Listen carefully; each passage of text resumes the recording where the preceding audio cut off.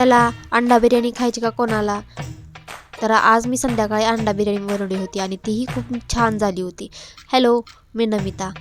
थंडीचं प्रमाण एवढं वाढलं आहे की मला ह्या घराच्या बाहेर रूमच्या निघूच वाटत नाही. पण काय करावं, अंघोळची गोळी भेटत पण नाही ना, अंघोळ केल्याशिवाय भागत नाही.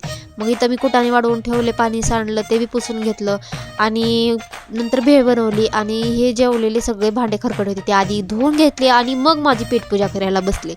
तर मी आधी जेवण केलं आणि मला खूप मोठं काम होतं आज करायचं, ते म्हणजे हेअर ऑइल बनवायचं होतं मला. मग त्याच्यासाठीच मी आणायला गेले होते कढीपत्ता. तर चोरूनच आणला, बरं सांगू नका कोणाला. नंतर मी ते धुवून वाळू घातला आणि नंतर कोरफड आणून लावली, कारण कोरफड प्रत्येक घरात असलीच पाहिजे मला असं वाटतं. म्हणून मी आणली, लावली आणि नंतर सगळी कामं आवरायला घेतली. म्हटलं नंतर हेअर ऑइल बनवता येईल. बाय द वे, हेअर ऑइलची पूर्ण रेमेडी प्रोसेस मी यूट्यूबवरती अपलोड केलेला आहे. त्याचा लॉंग व्हिडिओ तुम्ही जाऊन बघू शकता आणि तो तुम्हाला खूप फायदेशीर ठरणार आहे. त्याच्यामध्ये काय काय मी यूज केलं आहे ते तुम्हाला बघायला भेटेल. तर बाय द वे, आमची बिर्याणी तयार झाली, आम्ही खाऊन पण घेतली आणि हेच आहे ते हेअर ऑइल जे की मी बनवलं होतं आणि ते पूर्ण 1 महिन्यासाठी.